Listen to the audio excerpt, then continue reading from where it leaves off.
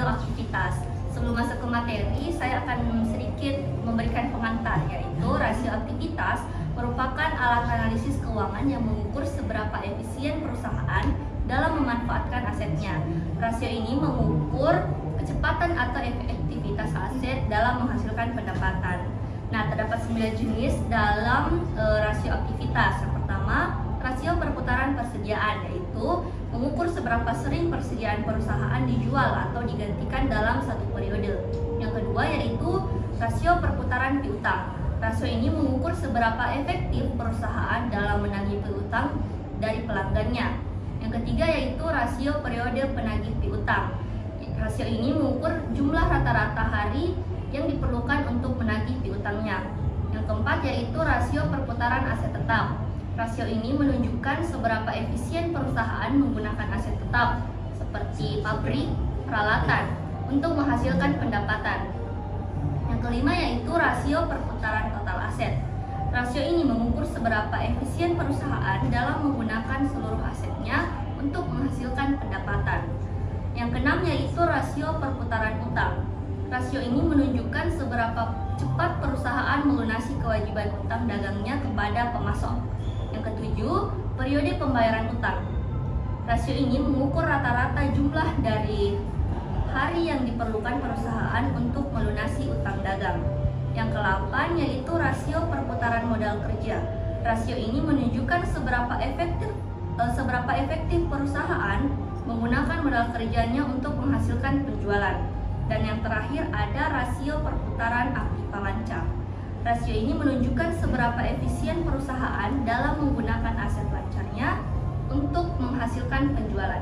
Nah, selanjutnya saya akan memperlihatkan cara menghitung rasio-rasio tersebut. Yang pertama, ada cara menghitung rasio perputaran persediaan, rasio perputaran piutang, rasio periode penagihan piutang, rasio perputaran aset tetap, rasio perputaran total aset, rasio perputaran utang, rasio periode pembayaran utang, rasio perputaran modal kerja, dan yang terakhir rasio perputaran aktiva lancar. Berikut laporan keuangan yang akan kami hitung rasionya seperti di atas.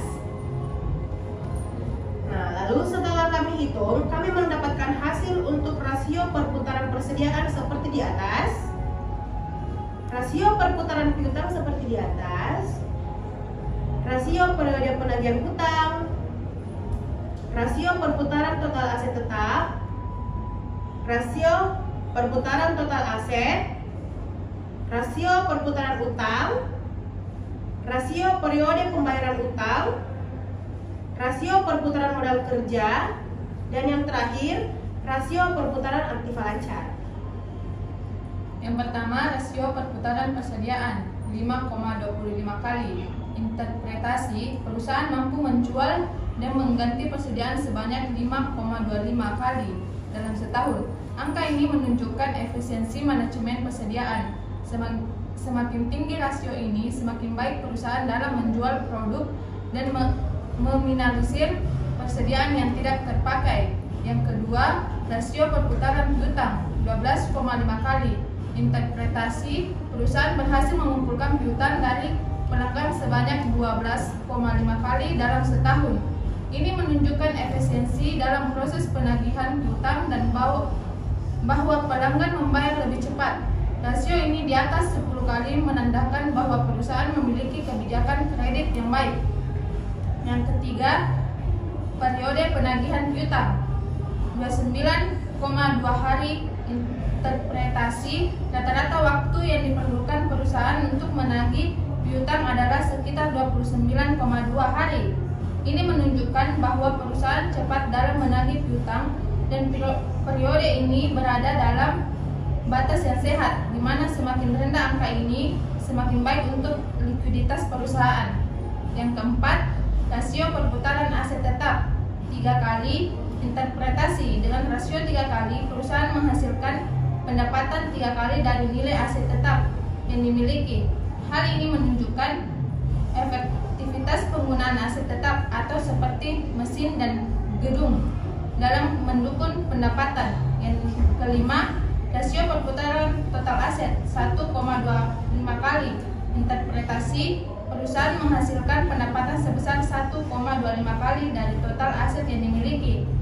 Meskipun tidak terlalu tinggi, angka ini menunjukkan bahwa perusahaan menggunakan asetnya dengan cukup efisien untuk menghasilkan pendapatan. Idealnya, perusahaan ingin meningkatkan angka ini untuk menunjukkan peningkatan efisiensi. Ya, yang selanjutnya yang keenam itu rasio perputaran hutang 5,83 kali. Interpretasi, dengan rasio 5,83 kali, perusahaan mampu menghasilkan pendapatan 5,83 kali dari modal kerja yang dimiliki. Ini menunjukkan bahwa perusahaan sangat efisien dalam menggunakan modal kerjanya untuk menghasilkan penjualan. Yang ketujuh, rasio pembayaran utang 62,60%, sekitar 62,60% dari total aset dibayar oleh utang.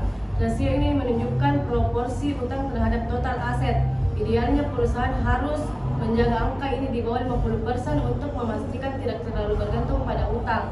8. Rasio perputaran modal kerja 8,33 kali. Interpretasi, perusahaan dapat menghasilkan pendapatan sebesar 8,33 kali dari kas yang dimiliki. Ini menunjukkan bahwa perusahaan sangat efisien dalam menggunakan kas untuk mendukung aktivitas penjualan.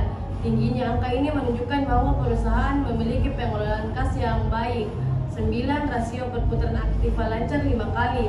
Interpretasi, perusahaan menghasilkan pendapatan 5 kali dari total aset lancar. Ini menunjukkan efektivitas penggunaan aset lancar seperti kas, piutang, dan persediaan dalam menghasilkan penjualan. Angka ini mencerminkan pengelolaan yang baik dalam hal likuiditas. Nah, itu tadi sedikit penjelasan mengenai rasio aktivitas